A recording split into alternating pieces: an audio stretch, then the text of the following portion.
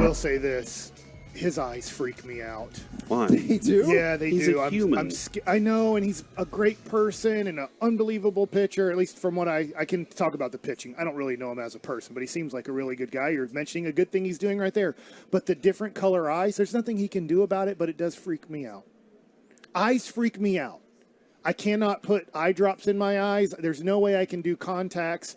And the double eyes, the different colored eyes, they kind of scare me. Okay, that's very because you think he's like a mutant. And we can ask Deuce if different colored eyes freak him out. I guess we can. I'm sure he's really excited that's going to be his question first number one. Question number one. We'll get his headset on. All right, and we'll get this thing rocking here. Okay, I'll give you the first question then, Mike. Deuce Vaughn joining us here on 105.3 The Fan. Deuce Vaughn, there's a guy, Max Scherzer, pitching for the Rangers today, making his debut at the Rangers. Yes, he has a blue eye and a brown eye, which there's nothing he can do about it. That's just the way God made him. Except for wear but contacts. it freaks me out.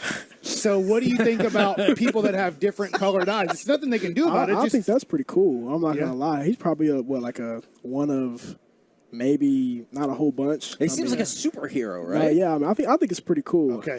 I guess it's opinionated whenever it comes down to that kind of that type of stuff. Now, I really want to put you to the test, but honestly, it's going to be my co-host that's going to be put to the test as we are talking to Deuce Vaughn on the K-Post Roofing and Waterproofing Hot Seat. K-Post is your official roofing and waterproofing partner of the Dallas Cowboys.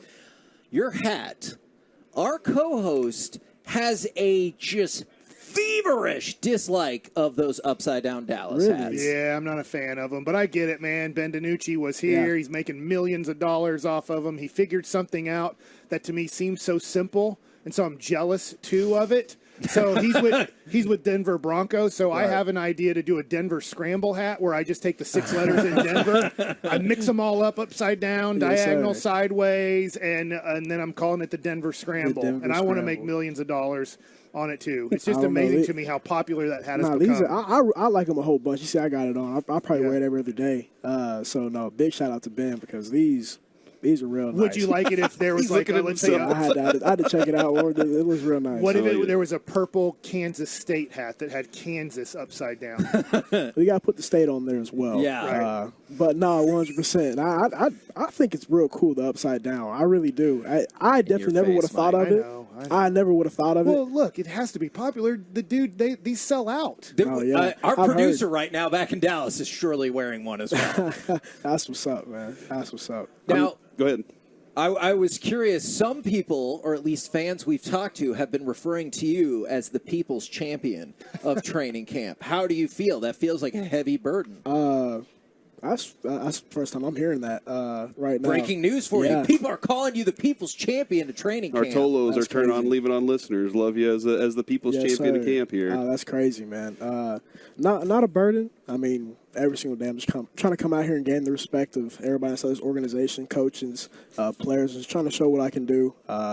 Being a sponge every single day in the weight room, in the film room, out on the football field, just to become my own player and do everything I can to help this team out. And so that's pretty cool, though. People's champ. That's pretty cool. At what point in your career, high school, college, whatever, has it been? You know what? Don't worry about his size. That dude is what he is, and he's a monster. Yeah. I've been the smallest player on the field ever since I started playing football. I mean, all the way from flag football. Didn't get to play tackle football because of my mom until I got to middle school, and I was the smallest player on the field then. And it's the only thing that I know. I've never been the biggest on that football field. This is all I know, and I've adapted to that. I've turned it to an advantage. And when I got to middle school, I was able to play really well, and the love for the game, of course, just grew as I went along. Got to high school and ended up playing on varsity as a freshman, even though I probably weighed about 145 pounds, and just things like that. The confidence level just started to build as I kept playing and got to college, and the belief that Kansas State had in myself gave me even more confidence to go and play the way that I did. And now it's like you're freshman all over again. You're trying to regain that confidence and get settled into a new system, a new offense with new players and new coaches, and just taking it day by day and grinding. Was being underestimated ever a motivational prospect for you? Because you just talked a lot about confidence. I'm one of those people. I like confidence, but if somebody tells me I can't do something, I'm like, well, you just watch. Right. Does being underestimated Is that a driving force, or was it a driving force? Absolutely. For you? I mean, I've been doubted my entire career. I'll probably be doubted no matter what I do. Every single year it's been, can he do it again? After my freshman year at Kansas State, well, can his body hold up? After I was playing throughout high school, got an opportunity to go and play at Kansas State. Not a whole bunch of offers coming whenever I was coming out of high school just because of those doubts and the question marks because of my size. And like you said, it fueled me. It was a chip on my shoulder every single day to wake up in the morning and say that whenever I'm in high school, hey, it's my dream to be an NFL player, and I'm going to do everything I can to become that. And now that I've gotten here and I have this opportunity, now it's how can I become the best player possible every single day and keep proving those doubters wrong, keep proving the people that also believe in me right. So my father played Major League Baseball. I was fortunate enough to get to play Major League Baseball. So at times I had a little bit of an advantage because he knew the game so well, and he also knew, like, hey, Mike, when you go to spring training, expect this or make sure you do this. You obviously have a father in professional football here with the Dallas Cowboys. Right. Was there an advantage, or do you feel like there's been an advantage in training camp that he kind of gave you an idea of what would be different here versus at Kansas State? Not necessarily. He's in the scouting department, so he actually is only out here for a week throughout training camp. I mean, some of the things that he kind of just always told me were things that he's been telling me since I was a little kid. Be the hardest worker every single time you step on the football field. Go out there, and it's like golf. You're not going to have the 20 to 25 touches that you got in college. So now every single rep matters. Every single time that you hit the field has to be a perfect one. And then you also have to have a short mind. Whenever you get done with that play, it's on to the next one because you don't know when your next opportunity is going to be. How tough is that skill to develop real quick, though? Because you hear athletes say that. That seems like something that doesn't just go, well, forget about that last one. Right. It's hard. I mean, and especially in this profession, when you're playing against the best of the best, that guy's getting paid too. So he's gonna, if he makes a play that you don't make, you gotta wipe it off because your team is looking for you to at some point make a play. And if you're dwelling on the last one, it's gonna be hard to be your true self, be your best self as a football player. So it takes some time to actually get that down. And over time, I mean, I've done a job of just talking with my dad, reading books on the people that have done at the highest level to be able to say, okay, this is how you get it done. This is how they do it, and trying to emulate some of those things because success leaves a blueprint to success. The people that have been successful, there's a blueprint. Just trying to pick up everything that I can. We were talking to Tony Pollard a couple of years ago, and Zeke had a very physical style. And he was like, no, I'm trying to not get hit. I'm trying to get out of bounds or outrun a guy. What is, like, when you see, are you looking for contact, or are you saying, no, out of bounds is the best option on this? That's one of the things. Whenever I play football, I'm pretty much in like monkey brain. You know what I mean. It's not one of those things where it's like, okay, I'm on the sideline. Let's get out of bounds. Whatever happens is happening. If I feel I can pick up some more yards, I'm gonna go. If I feel like, okay, this is probably a good time to step out of bounds, and let's do it.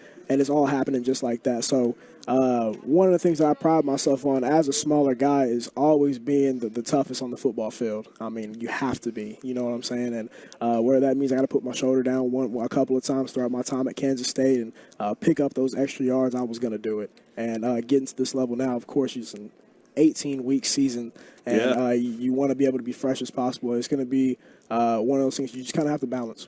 Deuce, a lot of times backup running backs to start their career have to be a special teams player too.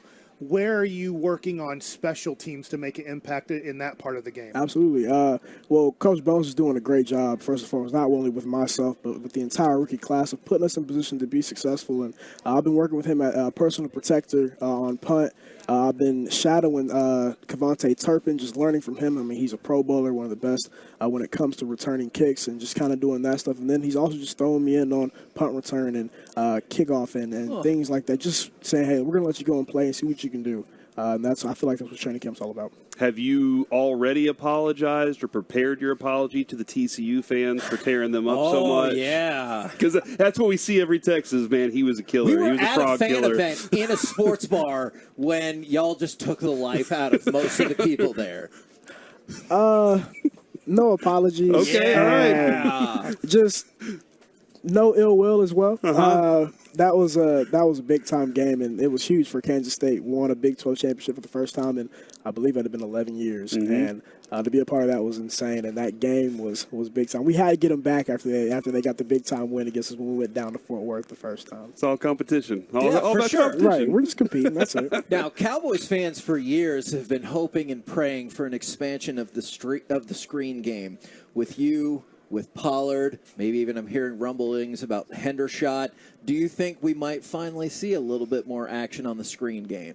Yeah, and that's the thing with training camp right now. It's kind of just all installs, so we're just whatever's being put on that day is what we're running. So, but no, I mean, I love that, especially when you got the versatility, the speed, and the way that Tony Pollard runs. I mean, to get him out in space, and I love space. It's one of I feel like I'm comfortable out there in space as well, and whatever the coaches put on my plate, and I'll be happy to take. The best space is just seeing green in front of you the rest of the way. It's pretty good. Unless the field's a different color. Oh, yeah, there's That some is problems, taking yeah. Do you think we'll ever see an NFL field colored differently? I don't know. No, let's not do that. I don't think so. Well, we don't get to decide. I'm not saying I'll you decide have to right make now. it so. I'm just gonna play on it, no matter what color it is.